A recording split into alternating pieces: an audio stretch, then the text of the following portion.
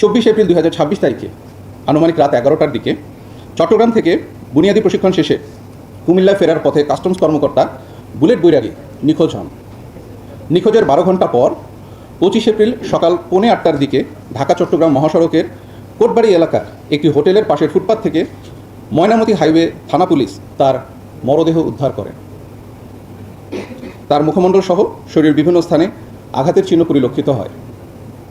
উক্ত ঘটনায় ভিকটিমের মা বাদী হয়ে অজ্ঞাতনামা আসামিদের বিরুদ্ধে কুমিল্লা জেলার সদর দক্ষিণ মডেল থানায় একটি হত্যা মামলা দায়ের করেন। ভিকটিম বুলেট বৈরাগী 41তম BCS এর নন ক্যাডার হিসেবে কাস্টমস, এক্সারসাইজ ও ভ্যাট বিভাগে যোগদান করেন এবং কুমিল্লার বিবির বাজার স্থলবন্দর সহকারী রাজস্ব কর্মকর্তা হিসেবে কর্মরত ছিলেন।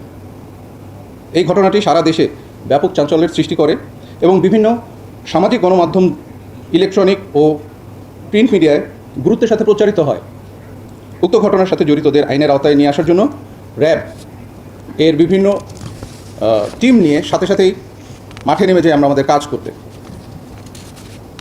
এরই ধারাবাহিকতায় আমাদের গোয়েন্দা নজরদারি বৃদ্ধি করা হয়। সেই সময় তাদের মাধ্যমে আমরা তথ্য প্রযুক্তির সহায়তায় এবং আরও কিছু প্রাপ্ত গোপন সংবাদের ভিত্তিতে গত 26 এপ্রিল 2026 তারিখে র্যাব 11-র একটি আভিযানিক দল কুমিল্লা জেলার বিভিন্ন এলাকায় অভিযান পরিচালনা করে এবং অভিযান পরিচালনা করার মাধ্যমে উক্ত হত্যাকাণ্ডের সাথে জড়িত অভিযুক্ত মোহাম্মদ সোহাগ, ইসমাইল হোসেন জনি, ইমরান হোসেন হৃদয়, রাহাত হোসেন জুয়েল এবং মোহাম্মদ সুজনকে কুমিল্লা হতে গ্রেফতার করা হয় এবং এই হত্যাকাণ্ডের সাথে সংশ্লিষ্ট একটি CNG, চাপাতি, সুইচ গিয়ার, ফোরজিং হ্যামার এবং অন্যান্য দ্রব্যাদি উদ্ধার করা হয়। প্রাথমিক জিজ্ঞাসাবাদে জানা যায় যে গ্রেফতারকৃতরা একটি সংঘবদ্ধ অপরাধ চক্রের সক্রিয় সদস্য। অভিযুক্তরা কুমিল্লা শহরের দূর দূরান্ত থেকে আগত যাত্রীদের রাতের বেলা টার্গেট করে তাদের CNG বা অটোতে তুলে ধারালো অস্ত্রের ভয় দেখিয়ে এবং আঘাত করে ছিনতাই, ডাকাতি সহ বিভিন্ন ধরনের অপরাধ সংগঠন করে আসছিল। ঘটনার দিন অর্থাৎ 25 এপ্রিল 2026 তারিখে রাতে গ্রেফতারকৃতরা CNG নিয়ে কুমিল্লা জেলার জাগরঝুলি বিশ্ব রোড এলাকায় ছিনতাইয়ের উদ্দেশ্যে অবস্থান করছিল।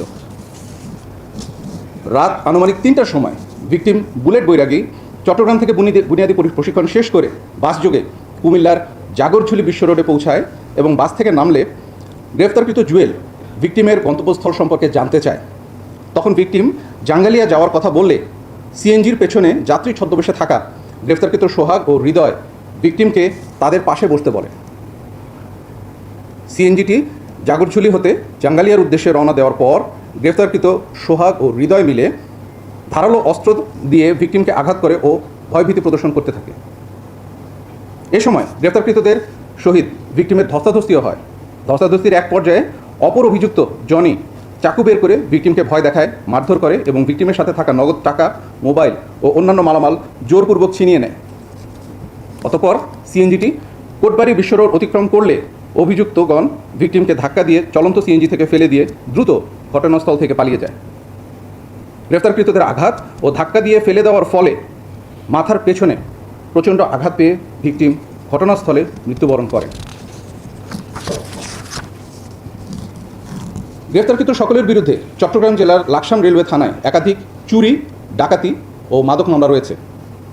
গ্রেফতারকৃতদের বিরুদ্ধে পরবর্তী আইনানুগ ব্যবস্থা গ্রহণের জন্য যে আইনি কার্যক্রম, সেই কার্যক্রম চলমান রয়েছে।